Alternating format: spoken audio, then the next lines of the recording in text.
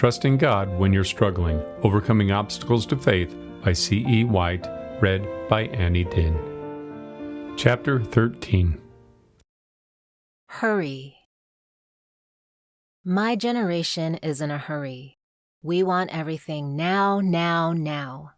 We want it to happen fast and right away, or we'll make it happen. Nathaniel Bassey. Hurry is a sickness we have in our bones. It's contagious, and the symptoms include, but are not limited to, discontentment, irritability, poor judgment, inability to focus, and impatience. My hurry can flare up over both the minutiae and the big picture. When I consider my ever-growing daily to-do list, or when I think about what I'd like to accomplish with my life on a grander scale, and sometimes just when I'm hungry. Being in a hurry has never made me more Christ-like, not once. It's a greedy, grasping thing. It rears its ugly head when I don't think God is going to come through, so I push as hard and as fast as I can to do it on my own. The times I have felt the deadline looming and someone or something was standing in my way are times I look back on my behavior and cringe. I'm sure if I could see myself at those moments, I'd look something like Bilbo when he was tempted to take the ring of power back from Frodo, a little wrinkled creature with a hungry face and bony, groping hands. When I hurry, I not only make mistakes, I make bad decisions with a bad attitude. I don't know about you, but I can feel it in my body when hurry takes over. It's this sort of frenetic discomfort buzzing through my veins. It's not at all pleasant for me or anyone I happen to be around. The good news is it's treatable. The bad news is the treatment is painful. It requires waiting on the Lord and trusting Him with the outcome. It requires patience. It requires waiting, even when we think God is late. Saul thought God was late. The Israelites were on the cusp of a battle. And when they saw the multitude of the Philistines' forces, they began to scatter and hide. Samuel had said he would meet them to make a sacrifice to the Lord in 7 days and then instruct them what to do. Saul knew this would rally the troops. It would remind them that the Lord was with them and give them clear direction. But the 7 days had passed and Samuel was not there. Saul responded with classic, "I guess I have to do everything myself around here," arrogance. He did not wait for the guidance of the Lord's prophet and decided to perform the sacrifice himself. Remember that only priests were allowed to perform sacrifices. Saul's action disobeyed a clear commandment of the law, and because he attempted to circumvent the Lord, the entire kingdom was taken from him. Yep, you heard that right. This one act of disobedience is the reason God took away Saul's kingship. Sobering, isn't it? But Samuel was late, we think. The people were scattering. What was Saul supposed to do? Just wait while the great horde of Philistines closed in on them? The answer none of us like is yes. Other people being late does not mean you get to disobey God.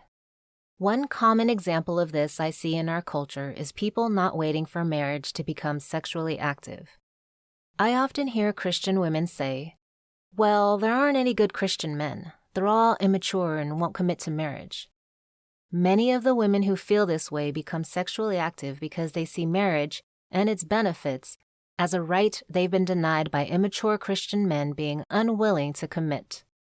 But other people not being where we think they should be, doing what we think they should be doing, when we think they should be doing it, is never an excuse for us to disobey as well, even if their slowness, immaturity, or disobedience is negatively affecting our lives.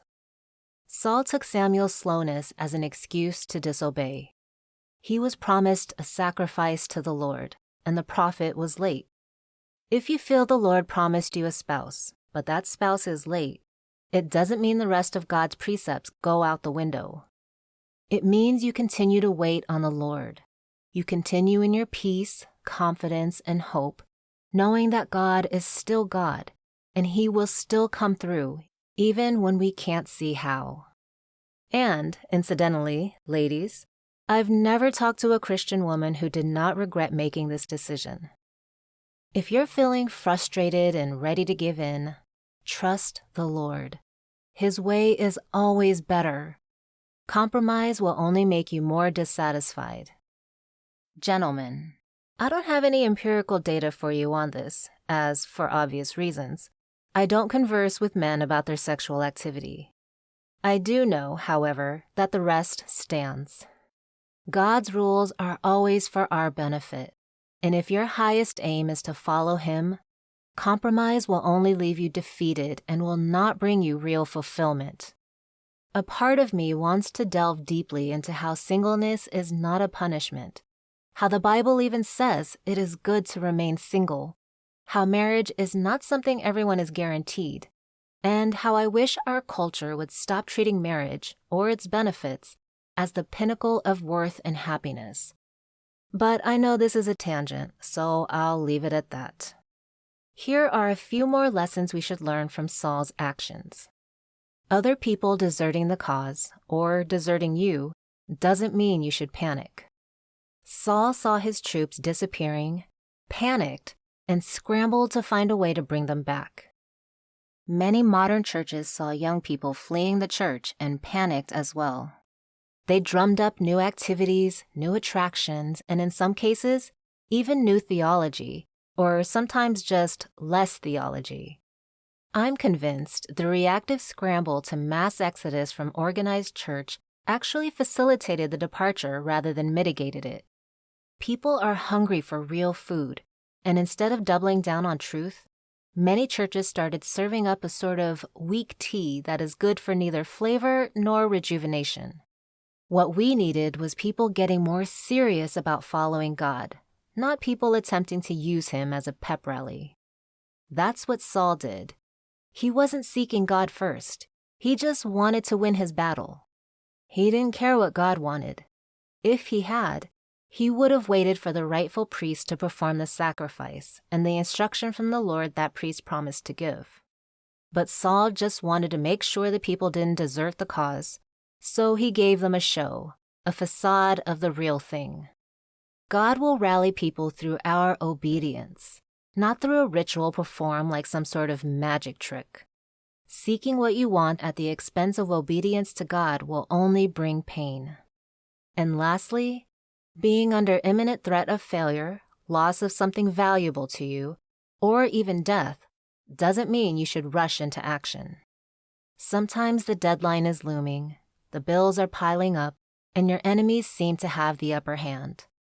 Like Saul, you feel hemmed in without options, and like a cornered animal, you act rashly out of fear and desperation. You had to do something. There was no other way out. Anytime that is your motivation, it's not an action of God. That is an act of desperation, trusting in your own sensibilities, not an act of faith in the Father. Saul didn't see any other way to pull the troops back together, and he was willing to disobey God to make that happen. This means that, number one, he didn't care if he had God as long as he had an army, and number two, he was basing his confidence in victory on human strength instead of in God's providence and protection. If there is something you're willing to disobey God in order to get, then your life is not fully committed to Him. Maybe you see a horde of threats to your happiness, wealth, or security coming over the hilltop, and you turn to workaholism or exercise or sex or drunkenness in a feverish attempt to cling to them. It will not work. Only clinging to and waiting for God will bring peace and satisfaction. It is good that one should wait quietly for the salvation of the Lord. If we're supposed to wait for it, that means it's coming. Saul gave up a kingdom by attempting to rush God. How many times have I acted in haste, afraid God wasn't going to come through, someone was going to let me down, I was going to miss an opportunity, or I was going to be overwhelmed. And how many times was that action fear-based, selfish, and ultimately foolhardy? Every time. Satan will always try to rush you. There is a story of a man who sought the counsel of George Mueller about an opportunity to further the cause of Christ. Mueller was busy and sent a message that he couldn't see the man till the next day. A message came back that the matter couldn't wait. If the decision wasn't made today, thousands of dollars might be lost. Mr. Mueller said this in his reply: "If the matter cannot wait 24 hours, you'd better not touch it at all. If the matter was of God, it would keep that long." By the time the man came for his appointment, he had determined the whole thing was a scam, and he was grateful for Mueller's counsel. There is no aspect of that grasping, fearful rushing that will bring about a positive result, bring you closer to the Lord, or help you positively impact others. Oswald Chambers says this in the March 22nd devotion from My Utmost for His Highest. The only test as to whether we ought to allow an emotion to have its way is to see what the outcome of the emotion will be. Push it to its logical conclusion, and if the outcome is something God would condemn, allow it no more way.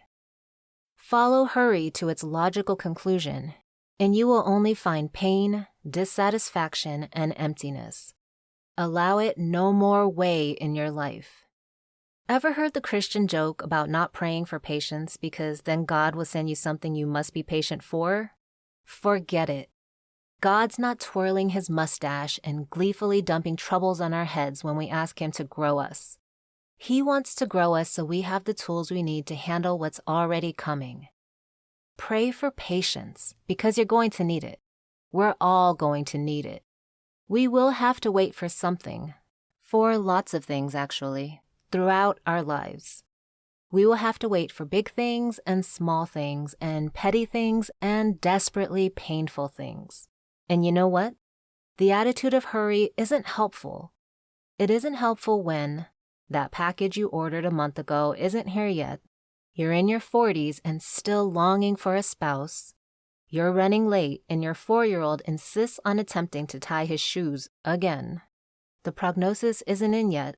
Your dinner at the restaurant is taking forever. Your house is about to be foreclosed on. At its root, hurry is a lack of trust and contentment. Whoever believes will not be in haste, but its opposite, peace, confidence, hope. Doesn't just thinking those words make you feel better?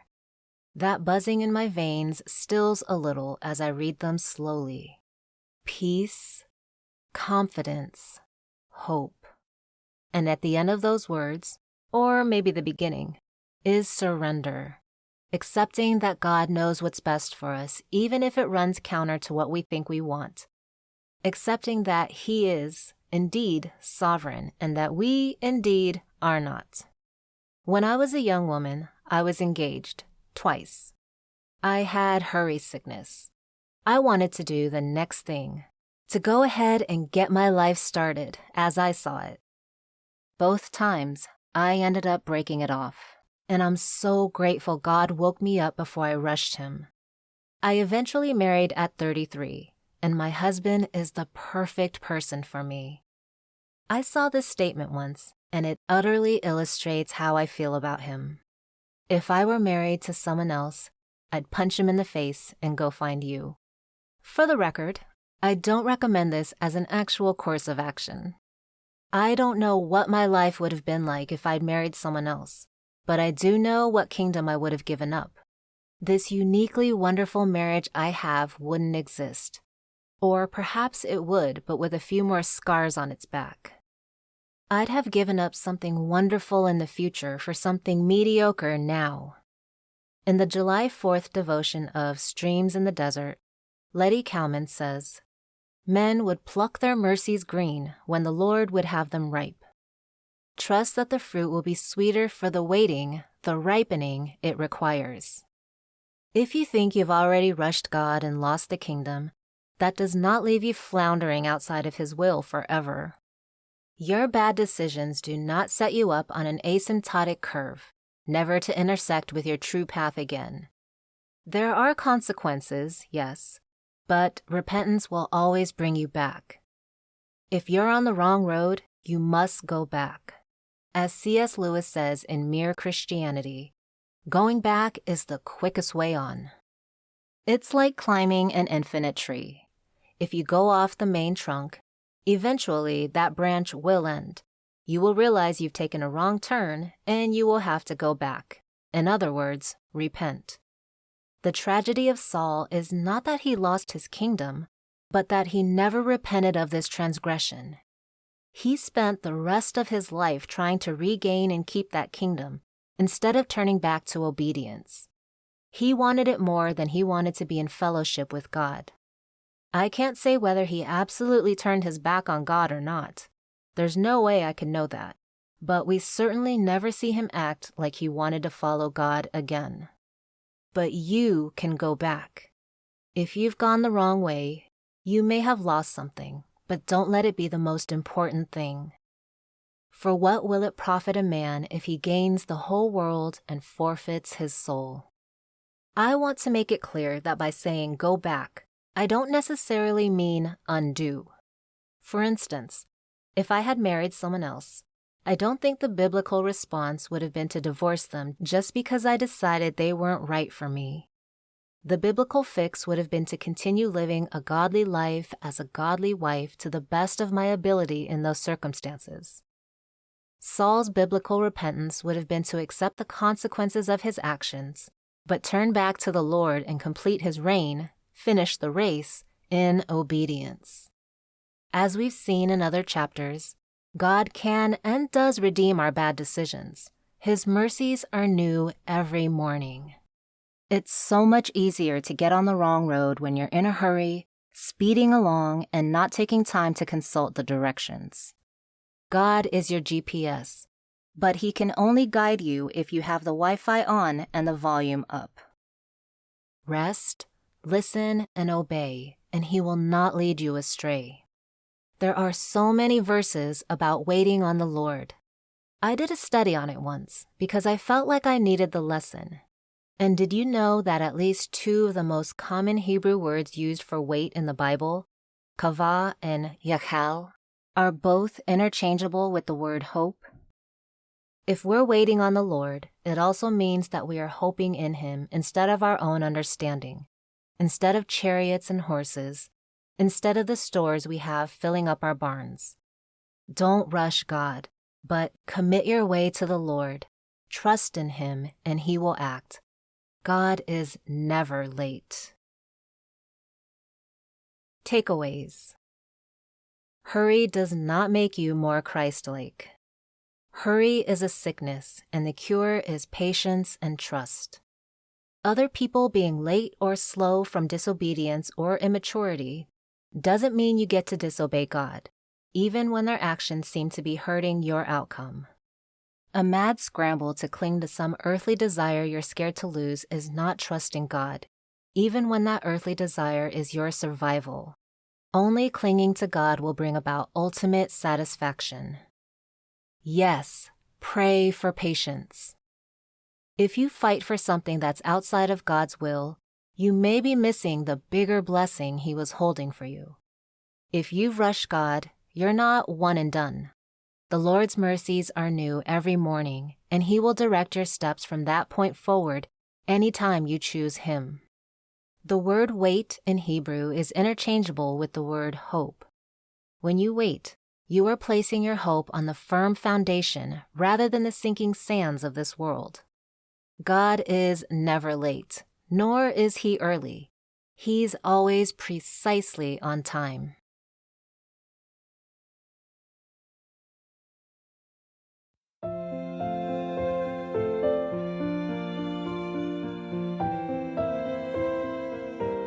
Trusting God When You're Struggling, Overcoming Obstacles to Faith by C.E. White. Read by Annie Dinn. Copyright 2020 held by Connie E. White. No portion of this recording may be reproduced without prior written consent.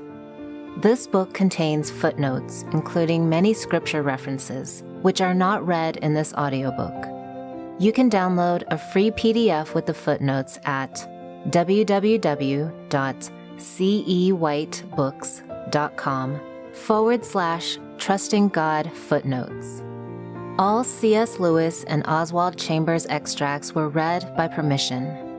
Copyright information for those works is included in the footnote guide. Scripture quotations, unless otherwise indicated in the footnotes, are from the ESV Bible, copyright 2001 by Crossway, a publishing ministry of Good News Publishers, used by permission.